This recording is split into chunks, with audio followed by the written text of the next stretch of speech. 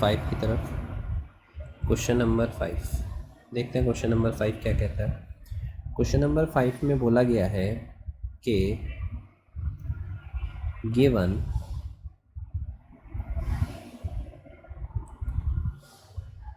sec theta equal to 13/12। sec theta की value हमें दे रखी है और उसने हमें कहा है कैलकुलेट करना है ऑल अदर ट्रिग्नोमेट्रिक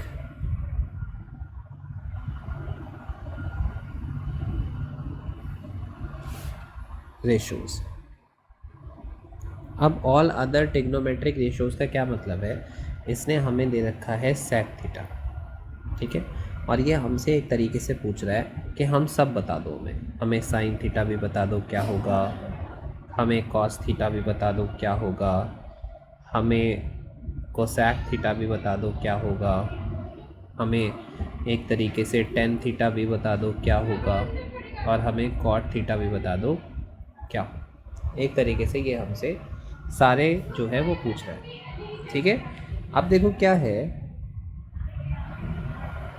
कि हमारे पास सिर्फ सेक थीटा गिवन है और हमें पता है कि जितने भी ट्रिग्नोमेट्रिक एक्सप्रेशन हैं ये एक ट्राइंगल से मिलते हैं जो होता है राइट एंगल ट्राइंगल। तो सबसे पहले और कहीं दिमाग ना ख़राब करके हम सीधा एक ट्राइंगल ड्रॉ करते हैं जो राइट एंगल ट्राइंगल, ठीक है। अब देखो सीधी बात है, यहाँ पर थीटा है, कोई ABC कुछ तो दे नहीं रखा, तो हमने कहा चलो ठीक है हम अपने हिसाब से रख लेते हैं, हमारा ट्राइंगल अधूरा ना लगे। ABC हमने रख लिया और ये 90 डिग्री बना दिया। अब हमसे पूछा गया है सेक थीटा। सबसे पहले तो हमें पता होना चाहिए कि सेक होता क्या है। देखो सेक होता है कोस का उल्टा।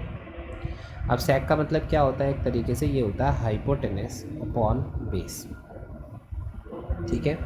सेक थीटा एक तरीके से होता है हाइपोटेनस अपॉन बेस। अब ये तो सेक है, ठीक है।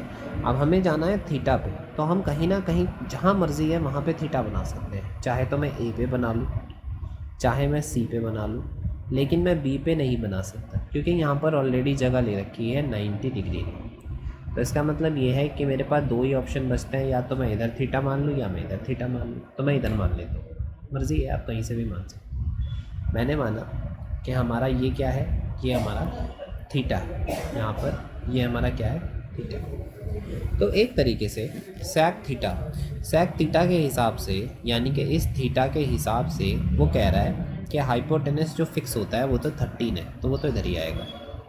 आगे बचा बेस। अब बेस क्या है भाई, इसने कहा मेरे बिल्कुल सामने वाला तो होता है परपेंडिकुलर। हमने कहा ठीक है, फिर तेरे हिसाब से ये वाला बेस होगा, ठीक है, क्लियर है। तो हमने कहा ठीक है, तो यहाँ से हमें क्लियर हो गया कि जो H है वो तो है 13 और जो बेस है वो कहीं ना कहीं हमारा 12 है, क्योंकि बेस की जगह पर क्या लिखा हुआ है 12 और हाइपोटेनस की जगह पर क्या लिख रखा है 13। तो हमने कहा ये बेस है हमारा जो है 12, ये 13 है और ये हमें नहीं पता है, इसे हमें फाइंड आउट करना है, ठीक है। तो हमारे पास ट्राइंगल जो है वो कुछ इस टाइप का बन गया है।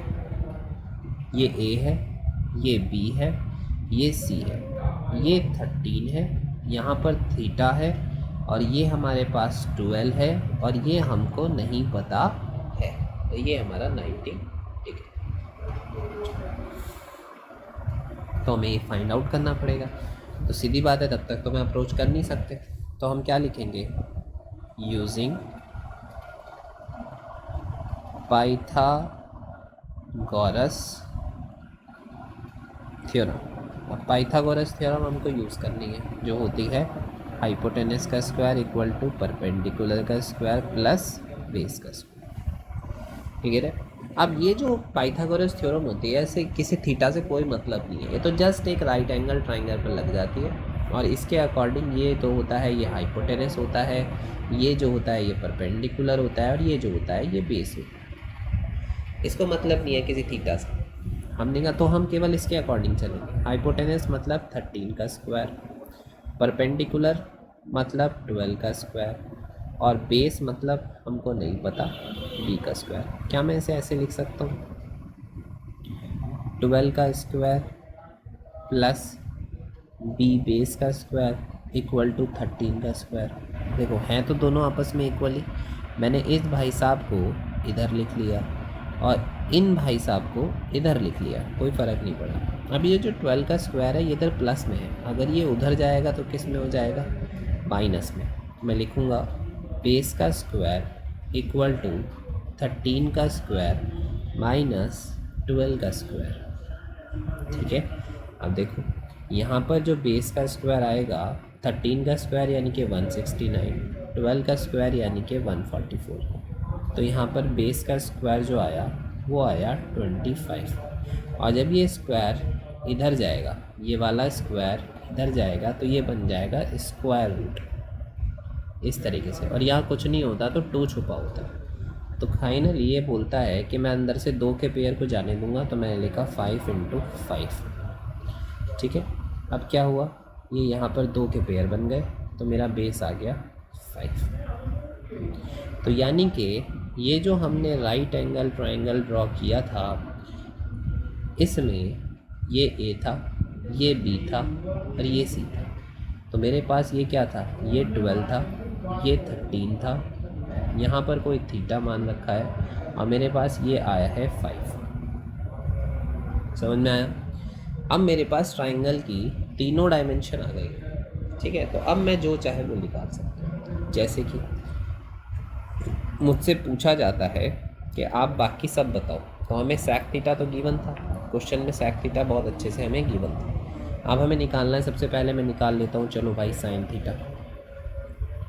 अब साइन थीटा क्या होता है, सबसे पहले आपको पता होना चाहिए साइन क्या है। साइन क्या होता है मुझे बताओ, बार बार बताने की ज़रूरत तो नहीं है। जो इस वीडियो को पहली बार देख रहे हैं तो सीधी बात है वो इससे प्रीवियस वाली वीडियोस को देखें। साइन थीटा होता है कहीं ना कहीं परपेंडिकुलर अपॉन हाइपोटेनस। अब ये डिपेंड करता है किस पर, थीटा पर। तो हमने कहा चलो थीटा के पास चलते हैं, हम चले गए थीटा के पास, ये जा रहे हैं, हम जा रहे हैं। हमने कहा हाँ भाई हमें परपेंडिकुलर चाहिए। इसने कहा मेरे बिल्कुल सीधा चले जाओ, मेरे से क्या करो, बिल्कुल सीधा चले जाओ, और वो ही क्या होगा, परपेंडिकुलर होगा। हमने कहा ठीक है, अगर हम बिल्कुल सीधा चले जाते हैं तो वही अगर परपेंडिकुलर है तो कोई दिक्कत नहीं है।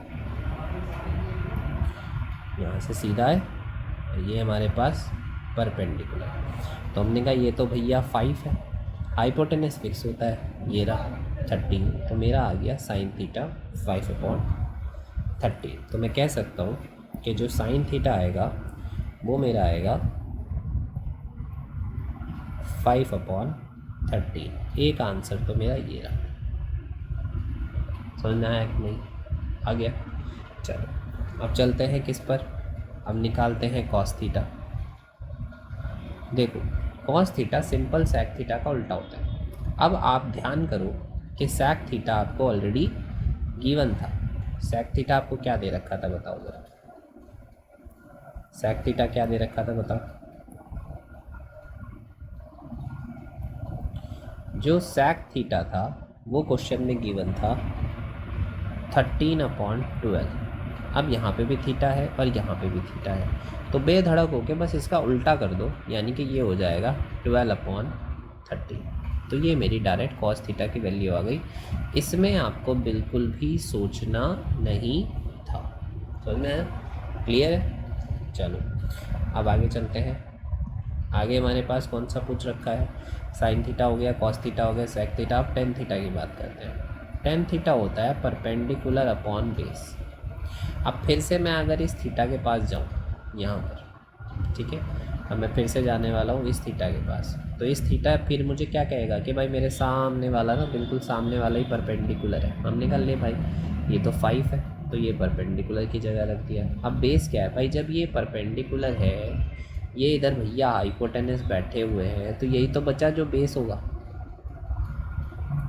तो ये लो, ये आ गया 5/12। तो मेरी जो टेन थीटा की वैल्यू है वो आ गई है 5/12।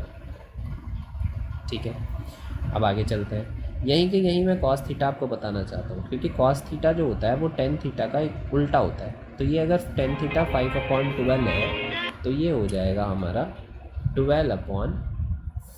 क्या हो जाएगा, 12/5 हो जाएगा। क्लियर है आप? तो इस तरीके से आप cot theta, not cos theta, cot theta, cot theta. तो कॉट थीटा मेरा हो गया एक तरीके से 12/5। साइन थीटा हो गया है, कॉस थीटा हो गया है, टेन थीटा हो गया, कॉट थीटा हो गया, सेक थीटा ऑलरेडी गिवन था। आगे बात करेंगे किसकी, कोसैक थीटा की। तो कोसैक थीटा जो होता है वो सीधा साइन थीटा का उल्टा होता है। तो ऊपर हमारे पास साइन थीटा गिवन था, तो मैं डायरेक्ट लिख सकता हूँ कोसैक थीटा हो जाएगा 13/5। ये मेरा कोसैक थीटा हो गया। समझ में आया? तो आई थिंक सारे हो गए हैं। Sine theta, cos theta, tan theta, cot theta, sec theta already है और कोसैक थीटा भी ऑलरेडी है। ये मेरा क्वेश्चन हो गया कंप्लीट। इस तरीके से आप इस क्वेश्चन को क्या करोगे, अप्रोच करोगे। ठीक है, तो चलिए अब चलते हैं हमारे नेक्स्ट क्वेश्चन की तरफ।